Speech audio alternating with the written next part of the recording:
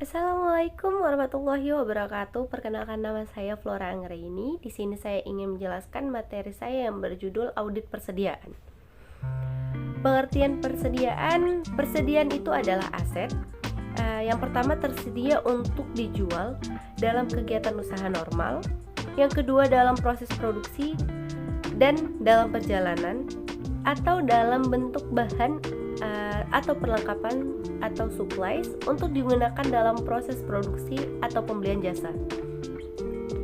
Biaya persediaan sendiri harus meliputi biaya pembelian, biaya konversi, dan biaya lain yang timbul sampai persediaan barang dalam kondisi dan tempat yang siap untuk dijual atau dipakai, atau present location and condition. Biaya persediaan harus dihitung menggunakan rumus biaya masuk pertama keluar pertama atau MPKP atau FIFO, rata-rata tertimbang atau weighted average cost method, atau masuk terakhir keluar pertama atau MTKP atau LIFO.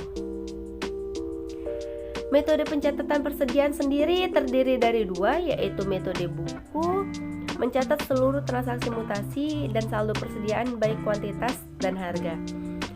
Yang kedua ada metode fisik, yaitu mencatat seluruh transaksi persediaan hanya pada saat pembelian.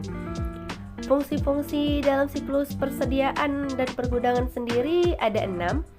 Yang pertama, proses pesanan pembelian. Yang kedua, proses penerimaan bahan baku. Yang ketiga, proses penyimpanan bahan baku. Yang keempat, proses produksi.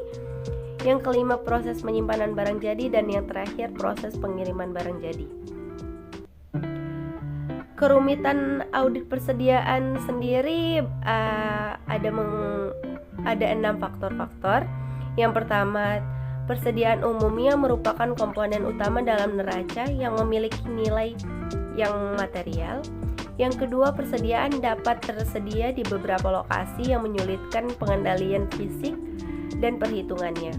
Yang ketiga, persediaan umumnya memiliki jenis yang sangat beragam dan kuantitas yang banyak. Yang keempat, persediaan dapat mencakup bahan baku atau raw material, bahan penolong atau indirect material, bahan dalam proses atau work in process, dan barang jadi atau finished goods.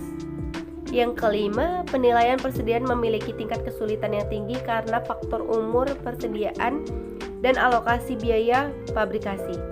Yang terakhir, adanya kewajiban menetapkan metode penilaian persediaan secara konsisten. Penguji atas akuntansi biaya dalam melaksanakan audit atas akuntansi biaya, auditor harus memperhatikan 4 aspek. Yang pertama, pengendalian fisik atas persediaan. Yang kedua, dokumen dan catatan terkait dengan transfer atau pemindahan barang. Yang ketiga, berkas induk persediaan perpetual atau perpetual inventory master file. Yang keempat, pencatatan harga per unit.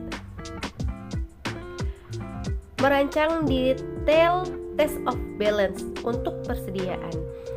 Yang pertama, existence. Yang kedua, accuracy. Yang ketiga, completeness. Yang keempat, classification. Yang kelima, cut off. Yang keenam, realizable value. Yang ketujuh, right. Audit atas penetapan harga atau pricing dan kompilasi. Yang pertama, inventory price test, mencakup seluruh pengujian untuk menilai apakah unit price yang ditetapkan oleh klien sudah tepat atau FIFO, LIFO, dan lain-lain. Yang kedua, inventory completion test, mencakup pengujian terhadap ikhtisar fisik persediaan, perkalian ulang harga dengan kuantitas, voting ikhtisar persediaan, dan trace atau penelusuran jumlah total ledger. Yang pertama, klien bertanggung jawab untuk menyusun prosedur yang akurat untuk perhitungan fisik.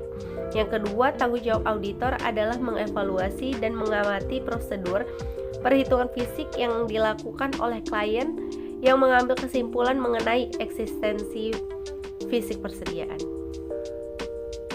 Bagian-bagian audit persediaan sendiri Ada pembelian dan percatatan. Ada pembelian, percatatan, persediaan, upah dan overhead. Terus itu ada transfer internal, aset dan biaya, pengiriman barang dan pencatatan pendapatan dan biaya, observasi fisik persediaan, penilaian dan kompilasi persediaan. Siklus yang diuji oleh perolehan pembayaran dan personalia dan pengajian.